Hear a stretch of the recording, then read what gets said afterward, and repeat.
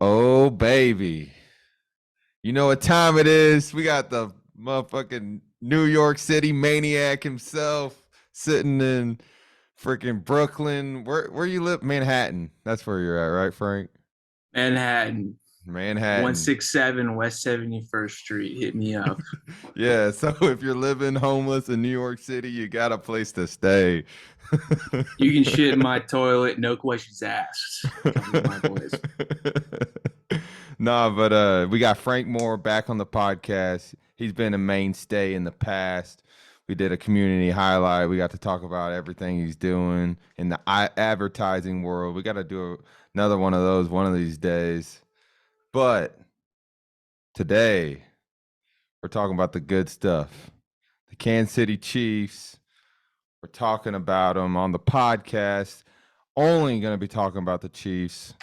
As everyone that's been following, we've been doing a bunch of previewing for the NFL upcoming season. But most of the people listening are Chiefs fans. I think we know that, Frank. And I feel like we have one of the best opinions on the Kansas City Chiefs around, at least at putting out content. So, who better than to talk about the Kansas City Chiefs, break down the 2022 season, than Frank Moore and Connor Moriarty? Let's do it. Let's do it. Top 1% Chiefs opinions here. That's Top not even like a one. joke. That's like No. we're top 1% in Chiefs knowledge in the Oh, I world. know, bro. I know. And I'm just so happy that we finally have a way to show that to the masses. And I think we're going to do that. Let's start it right off. Let's get right into the meat and potatoes. All these new guys, all these rooks: Trent McDuffie, George Caroloftus, Sky Moore, Brian Cook, Leo Chenal, Joshua Williams, Canard, Pacheco. I mean, you name it. There's so many rookies. We drafted a shit ton of them this year.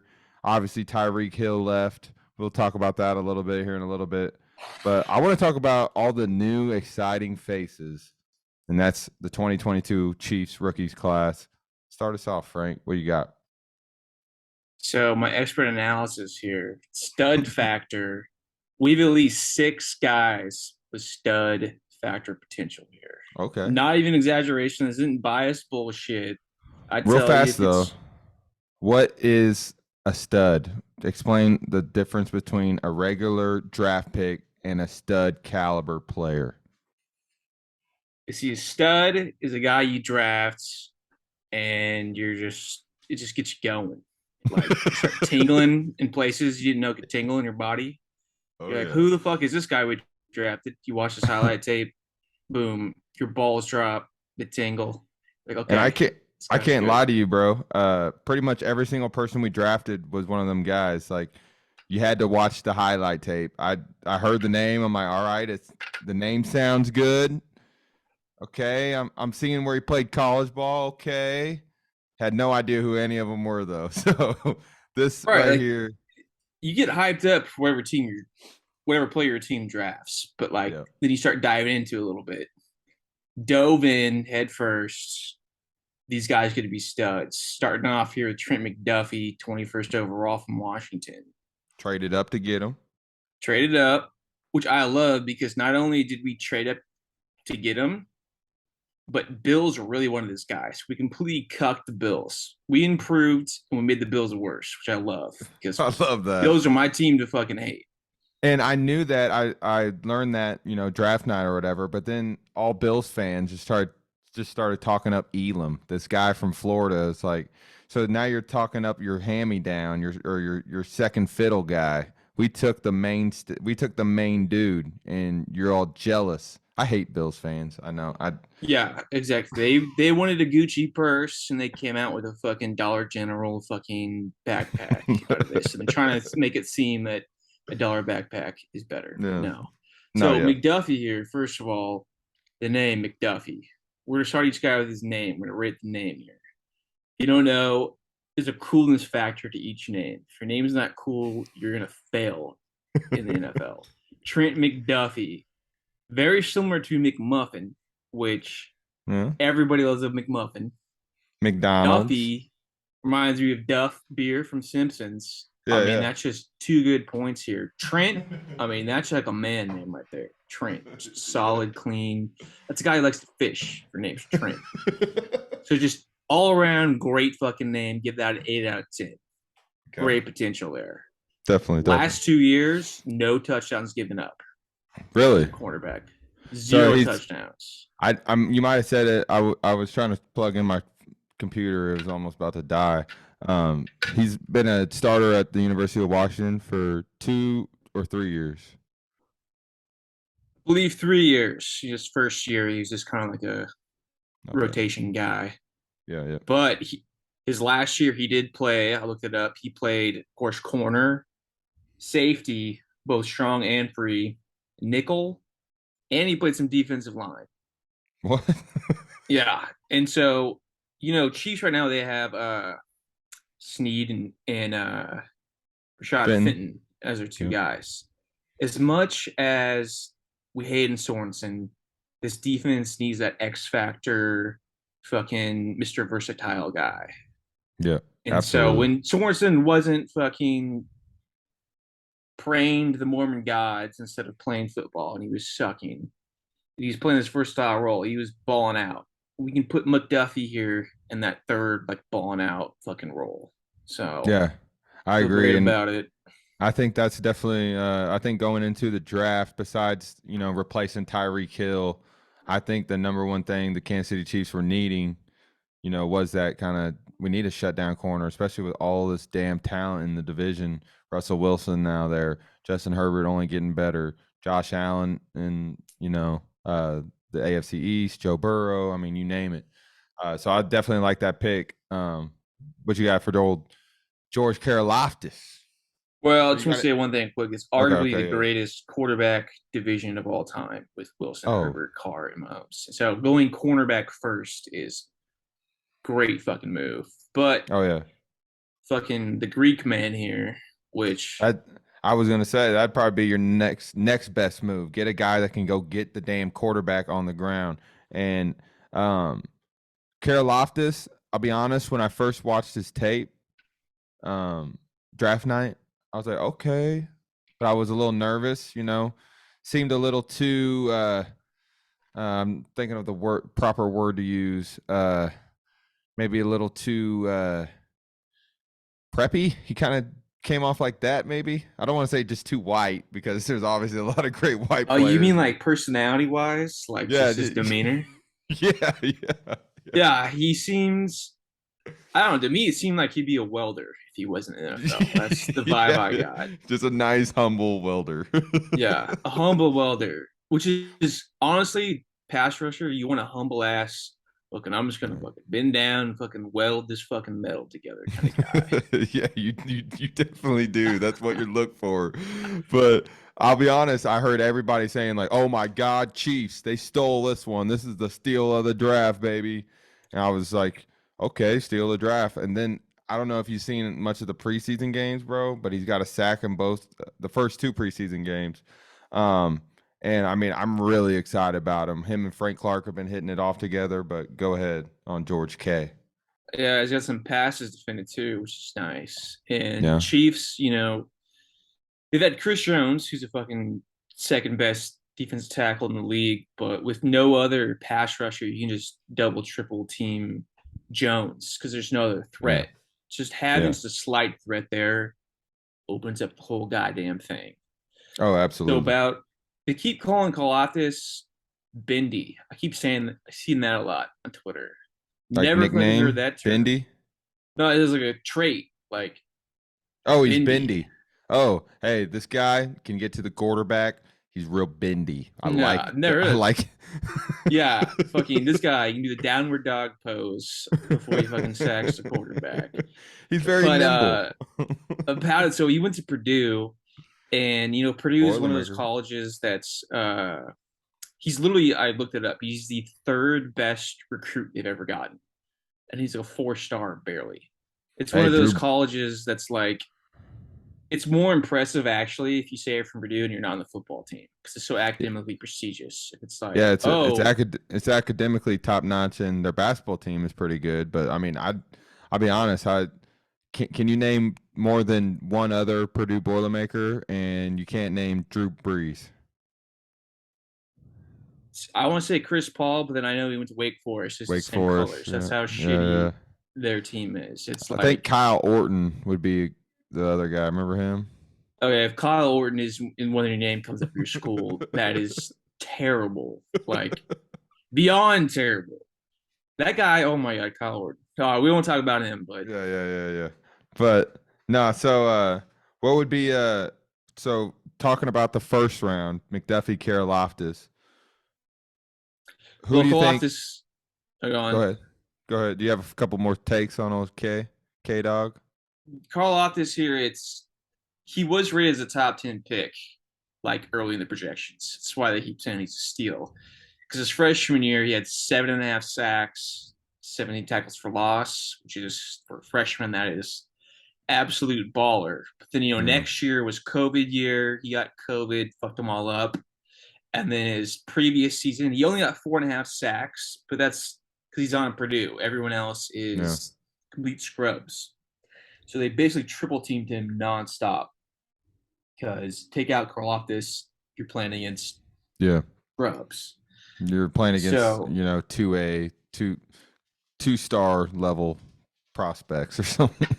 right. And so I mean, have you seen the preseason now? Like the shit he's done in just like fucking 40 snaps is incredible. I know it's preseason, you can't really give too much credit to that, but he just needs to be above average, and we're set.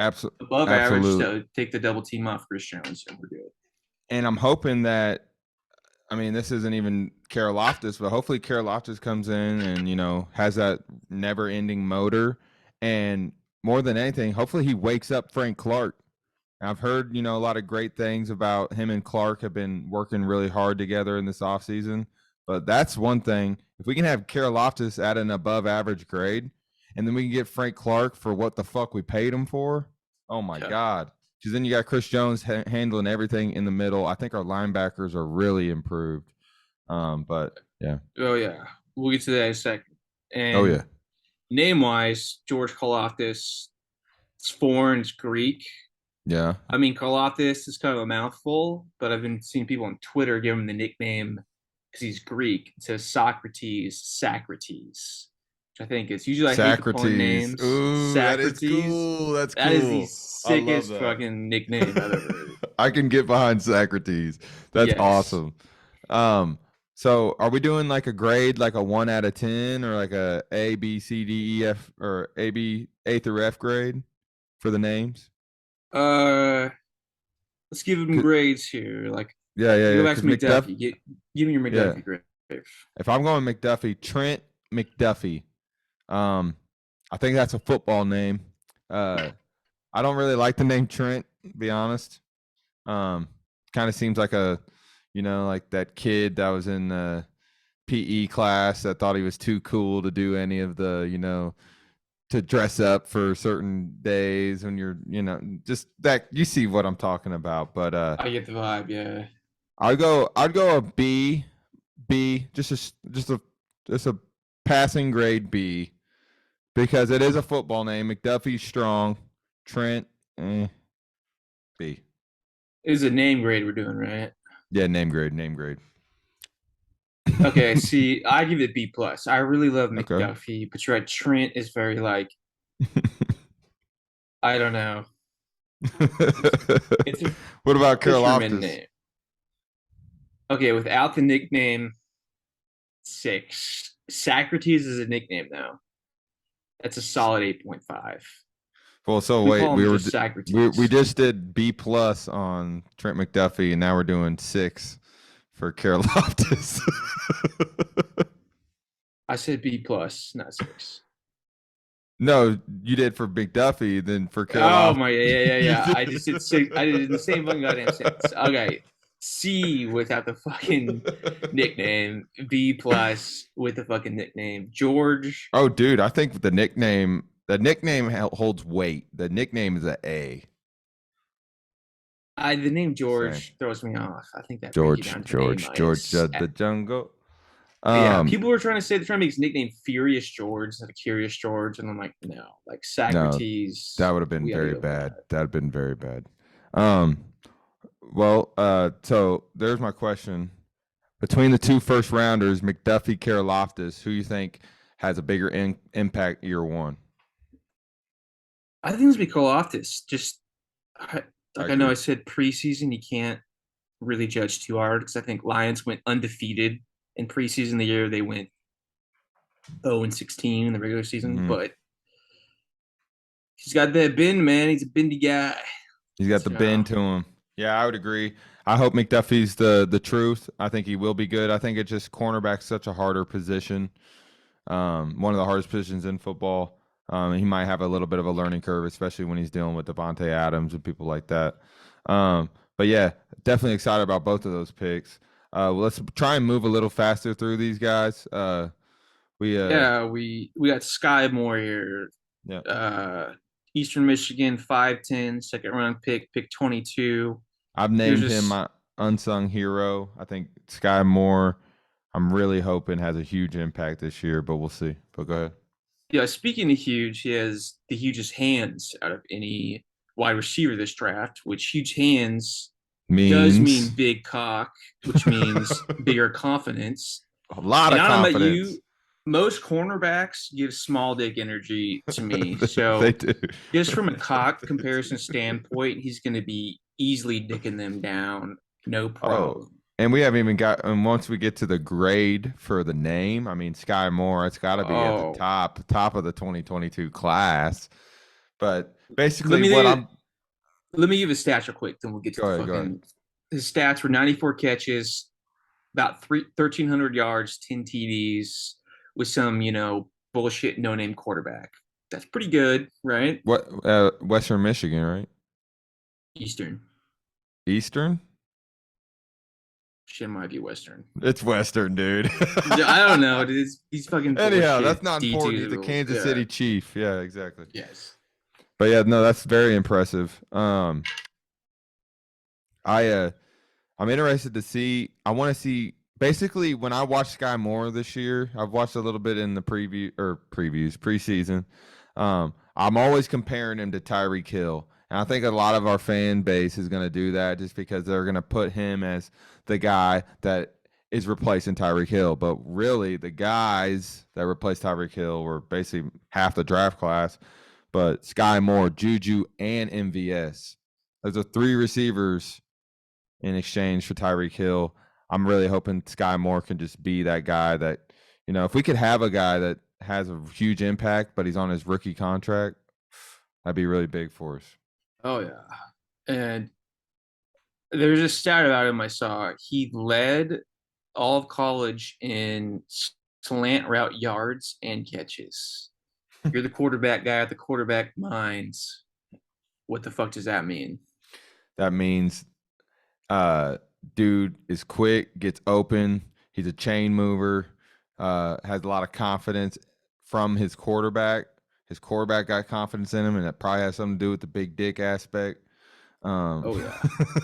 you but no, I'm really high on Sky.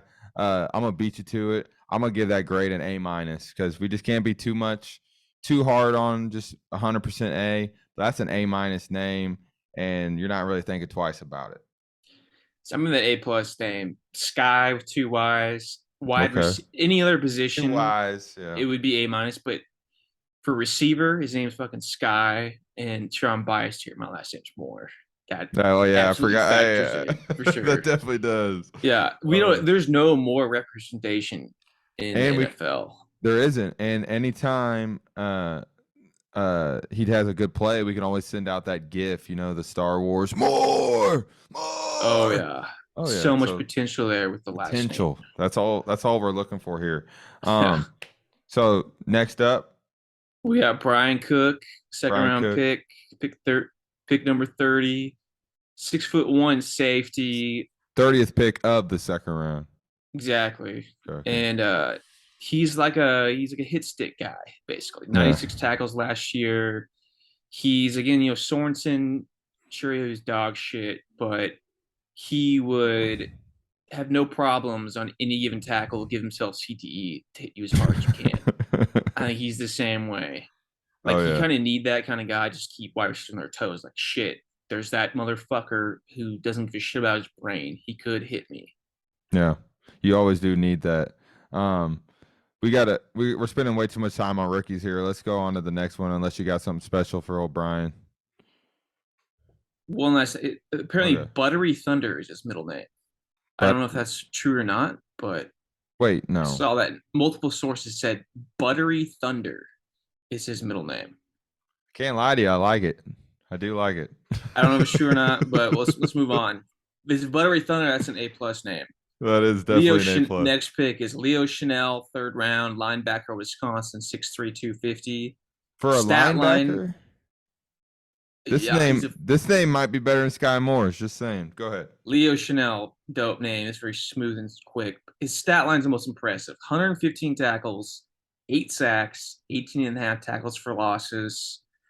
He seems to me like a guy, like, give him a year or two, he's going to reach full potential.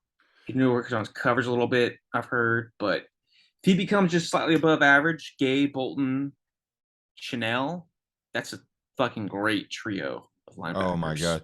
And you said it. Nick Bolton, he was the rookie last year. I mean, I really think that after this year, people are going to be looking at Nick Bolton as like, okay, is he the best middle linebacker in football? I really Yeah, do think that. But yeah, Leo Chanel, name on fucking point. The whole like, what did he write down on his forearms before games? He's death like row. death row. Yeah, yeah. So dude's a Um, fucking assassin. He's just insane. yeah, Um, got the name. Um, went to Wisconsin. They're known for being just hard nosed football team, good fucking linebackers, running backs, all that. I'm really excited about Chanel, but I do agree. I don't think he's going to be the one. Um, I mean, you never know, an injury could happen and he inserts into the starting lineup. But I'm pretty sure they got a dude from Blue Springs High School, Elijah, number 40, linebacker. He's gonna be. I think he's gonna be the starter. But he went to Blue Springs High School. I seen that on like the franchise, the little YouTube show they do. Anyways, um, but yeah, I think Chanel's gonna be great one day. But also another. Let's three more of the picks that we want to talk about. Joshua Williams. Everybody's been real high on him. What do you got for me on Josh? preseason he's been playing a lot. There's this athletic score system they do where 10 out of 10 is, Calvin Johnson, Randy Moss. He scored a 9.36, which ranks him in the top 15 ever for a defensive back prospect out of like Jesus. 3,000. So that's pretty. He's 6'3", got top 15 athletic potential. I mean, he's a fourth rounder. What else? I mean, that's all you got for him. I mean, who Yeah, knows? he came from an HBCU. Um, so it's always you don't see that those schools playing as often on Saturdays and whatnot. So definitely when we draft somebody from a school like that, it's going to be interesting. But yeah, I'm all in on the size, the speed. The name is very lame. I will give that to him. D I'm gonna put plus that. name, Yeah, I was gonna say C. You said D plus or C plus? D plus. Okay, so I was gonna go C minus. I think you're more accurate though. Well, He did get burnt up week 3. He had a lot of bonehead plays. So hopefully he gets it going. Luke Kennard, round 5 offensive lineman, right? Darien Canard.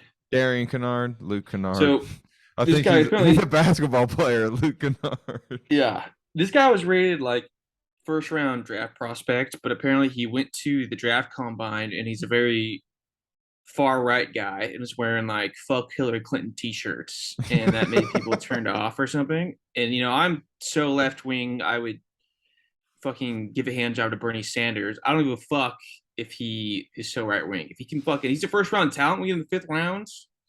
Fuck yes, I Sign will. me up. Yeah. You're Trump yourself in your 5th round, first round talent, 5th round. I'll draft you. Yeah, and being that right wing, he might have a little more pent up anger than a lefty would. So Yeah, like he might be better for, a physical position like offensive line. So and he is versatile on the right side, left and or right and guard and right and left tackle. So Yep, very right yep. winger in both ways.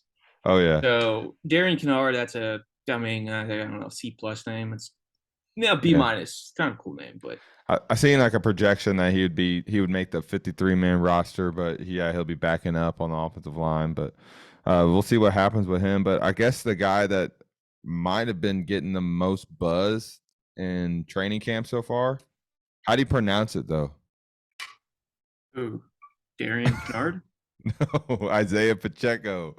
Pacheco. Oh, right, Is that is seventh that how, rounder. is that how you He's pronounce it though? that was Pincheo. I don't know. I was actually Yeah. honestly like hoping you would know, so I didn't seem like an Well, idiot. But you made us I both seem like idiots I now. feel like I say it differently every time. I feel like someone looks at me weird every time I say it. But Isaiah Pacheco, that's what we're gonna call him. They're giving him like Kareem Hunt type comps, and if that can come true, oh my god, I'll be hyped. But dude runs explosive, runs mean, runs with a purpose. I've noticed. Love the name. I think the name's definitely in that A category. Um, and just seems hard nosed. That's what I think the Chiefs have been missing at running back.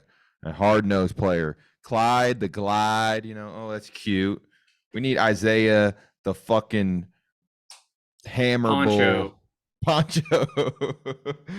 Fucking he's gonna make it wet out there. Bring your poncho. No, but seriously though, I really think that we could use something like that. Catching balls, running the ball. Really honestly, if he comes out and plays well, I'd be down with seeing Isaiah Pacheco and Jerick McKinnon in the backfield, and maybe Clyde just come in when he could be the Darrell Williams. I don't know. Oh yeah, he's got all. I mean, this setup is great path for a rookie for a running back. It's just like fucking Clyde's kind of sucks. Yeah, So he's got a little path there. And I've I only one thing I'll say about him is I heard Rutgers, they're fucking dog shit. Their O line was so he has a little adjustment to do because Chiefs O line is actually really good. So he needs to learn how to run with a good O line. So I maybe hear like you. week 8 or 9, I could see him. That's when he starts really going off. Oh yeah, definitely late round. If it's the last round, you don't know who to pick. Instead of getting that second quarterback when you already got a damn good one, grab Isaiah Pacheco. Maybe they'll pay off.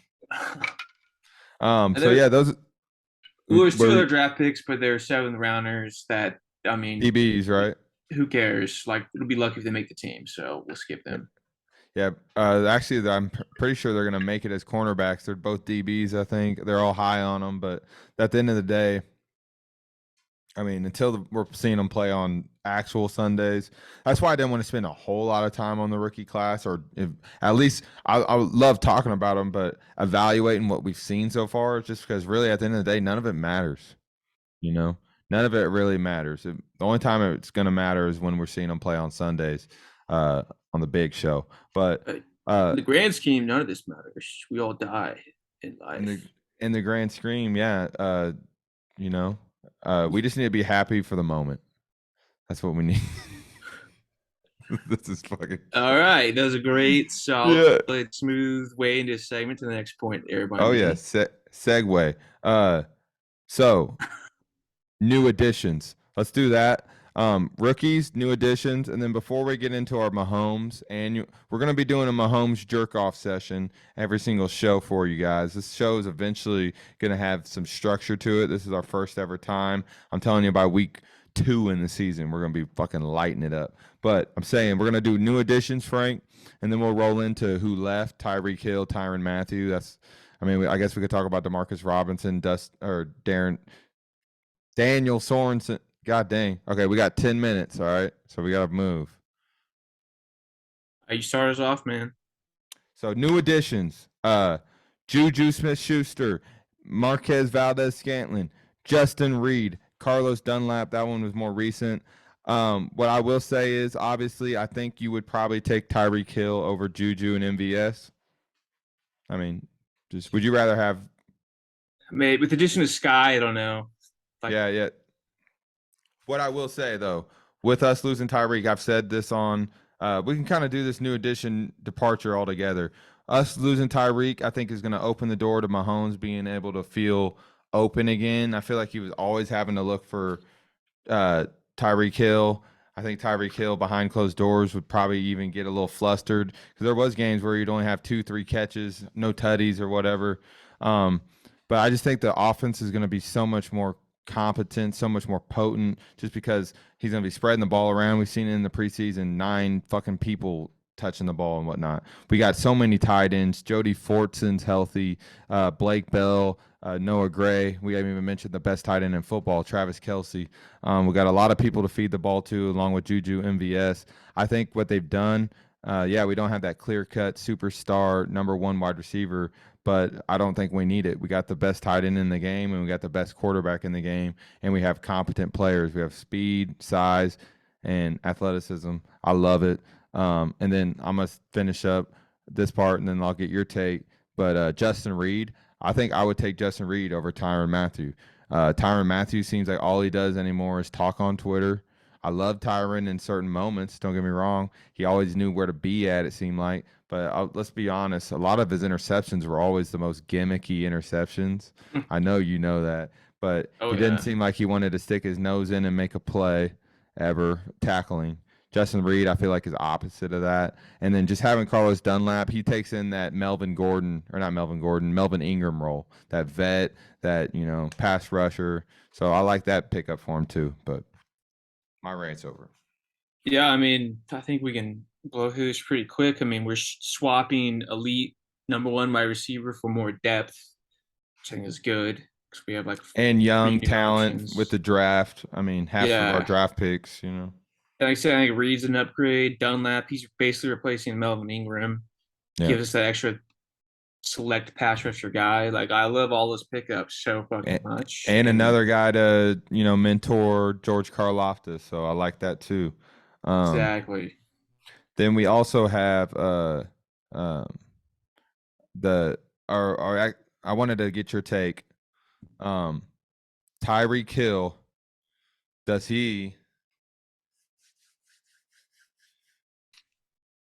I think Tyreek Hill becomes the new Terrell Owens this year. What's your take on that? New Terrell Owens?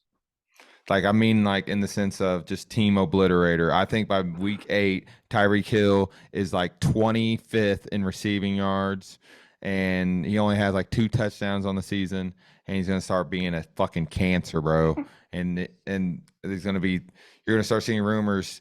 Should Tyreek go back to the Chiefs? We don't want him. We moved on. We got fucking talent. We got fucking our team set up for the next few years. What do you think that's a hot take? Well, they got that coach from 49ers who made Debo a stud in that hybrid role. True, but basically he's going to use Hill as a hybrid Debo. And they had Jimmy G as quarterback. That makes me want to draft fucking Tyreek Hill. Yeah, he's shown that Debo can be a stud despite below average quarterback play. So I think he'll be fine. Yeah, I think it's going to be really fucking good in the hybrid role if they can make that click just right, like they did with Debo.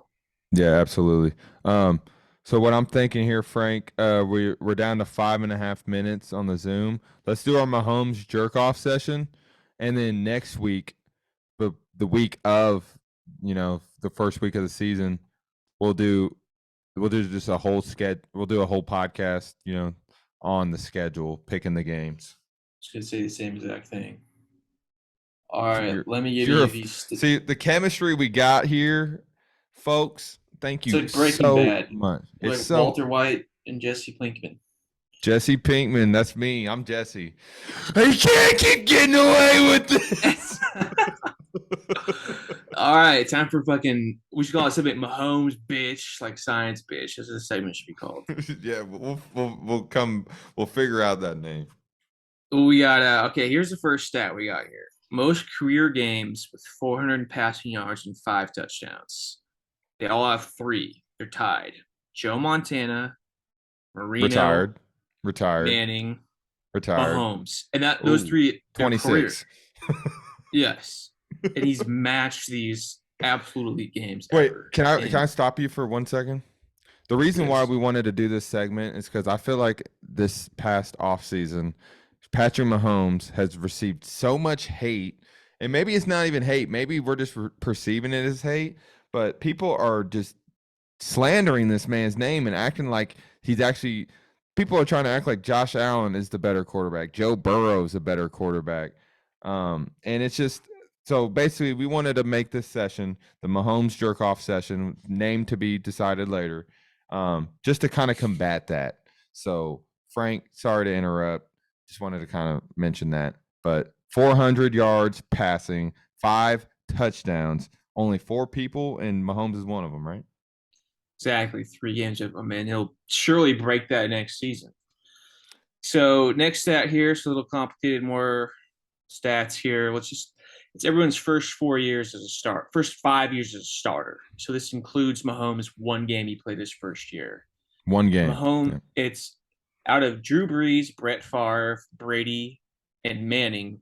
Mahomes leads in every single stat: passing yards, touchdowns, less interceptions, completion attempts, completion percentage. I mean, leads by all of them except for passing yards because Manning had an extra full season. Yeah. So out of the first 5 seasons, Mahomes absolutely obliterates everybody in that stat line. See, that's just, and we'll probably get into more of them throughout this season because we're going to be doing this every episode. At least one incredible stat from Mahomes. But the fact that I'm pretty sure I've seen it, his first 5 years in the NFL, like he's leading the pace for most, like to be the leader of every stat ever, right? I mean, he's on pace for that, right? I'm Oh thinking yeah, that right. he's And on pace to then, be leader for go on. yeah, so basically everything. And then, so you times that with the fact that he's successful winning too. So he's been to 4 straight AFC titles. And the shittiest part, bro, is so fucking sad. It makes me want to cry. So that first year, obviously, he's on the bench. Year one, basically in the league, the Patriots, D4 jumps offside. That could be a Super Bowl. Year two, win the Super Bowl. Year three, or wait, am Yeah, I you're off? right. Year three, Yeah, yeah. Year Bucks. year three, lose to the Bucks when basically Mahomes. Everybody knew him. Mahomes was the best damn player on that field, but he just didn't have anything around him really. And speaking of Tyreek Hill, we just mentioned earlier, balls hitting him in the hands. Damien Williams, or Daryl Williams is who it was. But I was really upset about that game too. And then year four, I mean, dude, the first half of that Bengals game, he looked like the greatest quarterback we've ever seen because really that is maybe what he is. Then the second half was just horrible. But I think a lot of that is the fact that a lot of teams have caught up to the Chiefs. They've kind of figured us out, so to speak, because basically for 3 years it's Tyreek Hill, Travis Kelce. I mean, that's what it was. Now get rid of Tyreek. Travis is going to be good in any offense any day of the week. So just basically, so you've said the stats. Now he's just goddamn one of the best winners in the first 5 years of all time. I mean, this dude is basically a Hall of Famer if he retired tomorrow. So He's like if Jesus had a football in his hand, is what he literally is. You got that right, bro. Um, is there? I mean, so we got 50 Less than a minute. seconds. Yeah, less than a minute. Thank you, everyone, for listening. I want to thank you, Frank.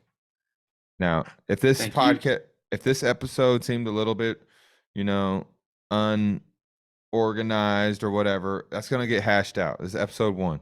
But I'm telling you, all season long, every single Monday or Tuesday. I think it's gonna be Tuesday, right, Frank? Yes. Find the podcast, YouTube, Apple Podcast, Spotify. See our lovely faces. Frank, we're gonna need to work on getting you some Chiefs gear though. I'm gonna buy the Borat outfit, this would be that, but just like Chiefs logo on it. I'm gonna wear that every Okay. podcast.